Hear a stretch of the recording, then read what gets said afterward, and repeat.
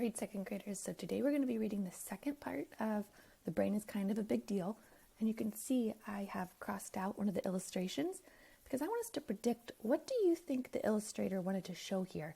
And it helps us think about the text a little bit more, because we have to get ready for when we read books and the author does not tell us, the illustrator does not show us the information. We have to be able to start doing that in our heads. So we're going to practice with this book and see if our predictions are right. So we're going to get started, and every time you see a white box, I want you to pause the video, do a quick sketch. You can just use a scrap of paper or a page in your writer's notebook or something.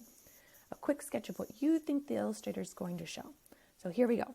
Now it's time to move on to even more fun stuff, the stuff that makes you you.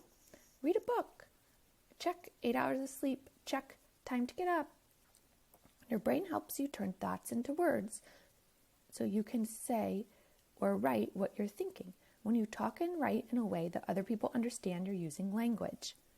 All right, so right now the bold word is language, and the author is talking about how the brain helps us with language. Pause the video and draw a picture of what do you think is behind this white box. What illustration do you think the illustrator made here to help us remember language? Okay. All right. Did you do a picture of the brain doing something with language? So here you can see he's writing different the word brain in English, Spanish, and Chinese. Maybe you did a person with a speech bubble.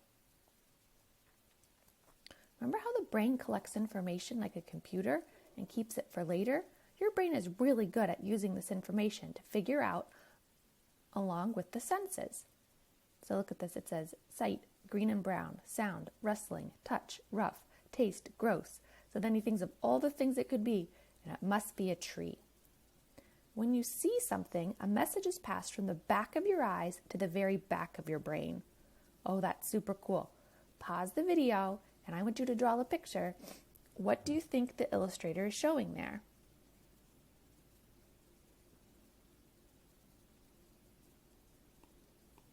All right, did you draw a picture of a message going from the back of the eyes to the back of the brain? Maybe with an arrow? That would have been cool. I think that would have worked perfectly. When the brain gets the message, the images are actually upside down and backward. Your brain is a good problem solver, though. Your ears are always listening. When you hear something, whether it's an ocean or a song or a burp, your brain has to work to understand it. The sounds that you hear are made into messages that are sent to your brain. Then your brain tells you what the sound is. Anytime you feel with your sense of touch, like something soft or wet, messages are sent to your brain. When you touch something, your brain's experience can be really useful, especially if what you've touched is sharp or too hot. Then your brain can help you avoid it to keep you safe. So just like taste, when you notice something with all of your senses, your brain interprets it. So let's see, it says bright red, stove says on, mom says no, smells hot, and your brain says abort, don't touch that. Remember last time? So that's how your brain helps you stay safe. When a smell enters your nose, a message is sent to your brain. Your brain will then know if the smell is good or bad, or if you've smelled it before. So check it out. The nose says, hey, smell this.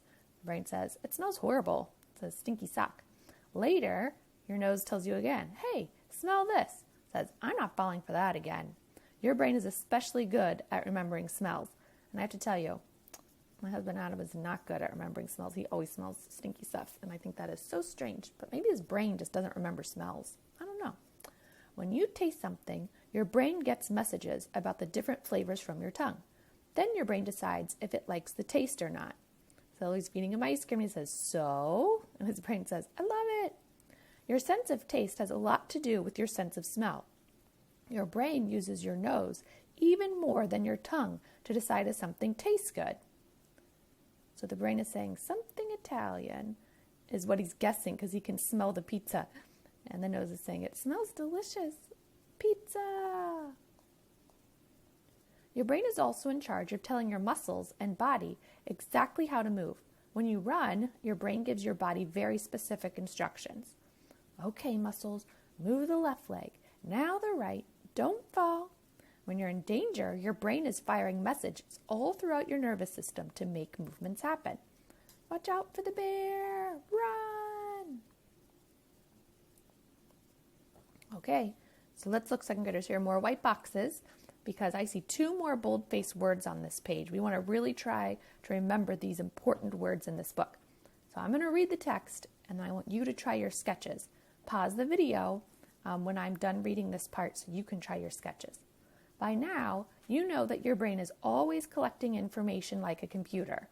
Okay, I'm actually going to try my own sketch here to try to kind of show it. So my brain is always collecting information like a computer. So let's see here. Here's my brain, and there's information going into it. All that information is stored in your memory. Oh, I better write the word memory. Your brain searches through all that information so it can find a memory when you need it. That's very cool. A new memory is kept in your brain for about 30 seconds before it's forgotten. This is called short-term memory. All right, why don't you draw a picture? What do you think short-term memory is? Here's my brain, and a memory only stays there for a certain amount of time, and then the memory leaves. I probably want to label this 30 seconds. All right, you can pause the video, maybe try your own sketches of what you think this means. I'm going to, then I'll erase it. Check it out. So they made the memory like of a phone that shows all the things it can remember. I think that's really funny. And then down here, they made it into a comic. What's your phone number? I forgot it. I just told you 30 seconds ago. If you repeat something enough times, or if it's really important, that short-term memory could turn into long-term memory. Tell me again. One more time. Again? This time I'll remember. I forgot.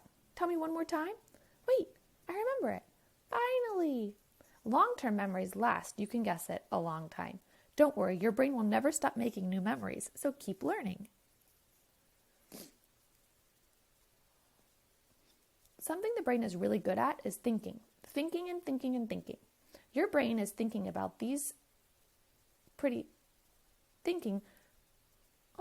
Your brain is thinking about things pretty much all the time. You can imagine things and solve problems just by thinking about them. Every invention that people ever created, from rockets and medicine to toilets and pizza, came from thinking about ways to make things better. Did you know your feelings like love come from your brain too? Oh, I love you. You have nothing to do with it. So the brain's telling the heart it does not have anything to do with feelings. You feel happy, sad, angry, or scared without ever having to learn. You can control how you react when you feel something, but your feelings happen no matter what. I really liked when I read that part about the book.